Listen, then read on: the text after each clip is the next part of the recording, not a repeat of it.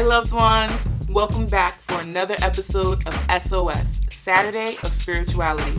I'm Neshama of IamNeshama.com, where we help you develop a spiritual approach to life, creativity, and personal growth. I'm dedicating this week's episode of SOS to any believers out there who could use a bit of tough love right now, because this world would have us believe that there's no such thing as good success or bad success. And a lot of us are not making any distinction at all between the two. And it's costing us our happiness, our health, our peace, and our love for this world and our brothers and sisters who share this world with us. You have a vision and an idea for the life that you want to live. I have a vision and an idea for the life that I want to live. I know what kind of car I want to drive. I know the house that I want to live in. I know the foods that I love to eat. I know what type of relationships I want to have. I know what type of love I want to experience. The vision that I have for myself and the life that I want to live is clear for me. And I'm sure that the vision that you have for yourself and the life that you want to live is clear to you. But it's a sad thing that's happening in the world today, because we desire this vision that we have for ourselves so much that we've decided we're going to provide it for ourselves no matter what the cost. So yeah, our vision that we have for ourselves may be very clear to us, but I think our understanding is so cloudy around these issues. Matthew chapter 6, verse 25. For whoever wishes to save his life will lose it.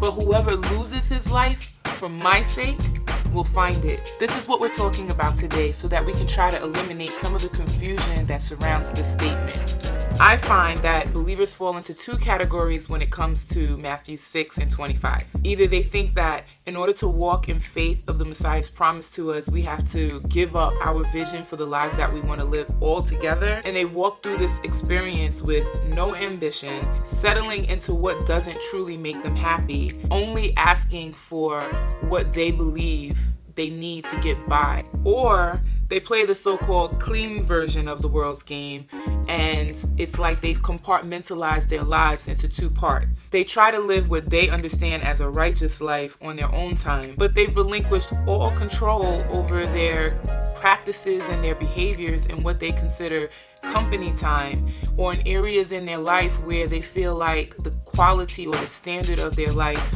will be threatened by standing their spiritual grounds in faith.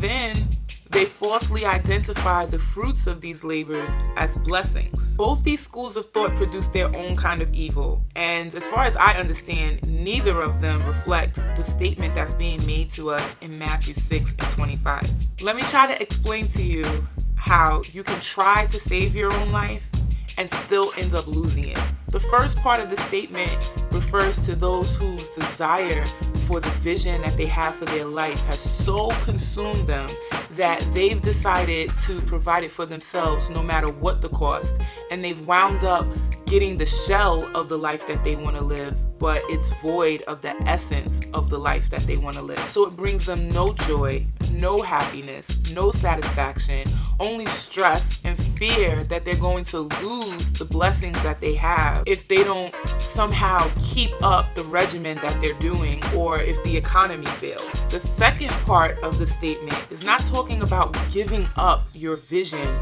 for your life. It's about maintaining spiritual integrity as you live your life and not sacrificing that for the material gains or the vision of the life that you want to live. Giving your best at work, yes, even at a job that you hate, because you recognize that the work that you produce is a reflection of you and of the Most High, and not a reflection of the company. It's about not accepting jobs that require that you compromise on your moral standard. Don't be rude to that bill collector when they call to try to rob you of your peace. Just be unashamed and hold on to your peace, knowing that you're doing the best that you can do with the provisions that have been supplied for you, and that this is just a season in your life and it won't always be this way.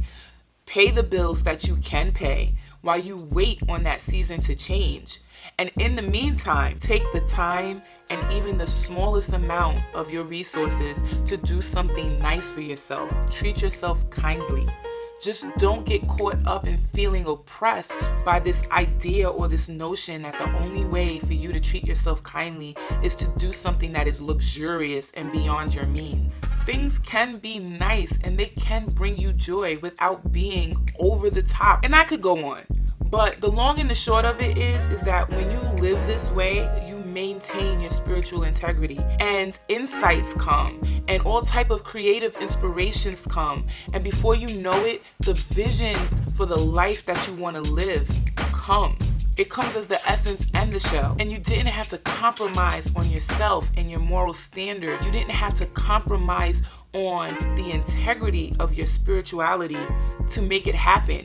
It just manifests naturally by you living your life in accordance with the true nature of yourself. That big house that you want to live in becomes a reality. And you still have the energy to keep it clean, and you still have the time to enjoy it and relax in it. So we're not being asked to give up the vision that we have for our lives and the experiences that we want to have in this lifetime.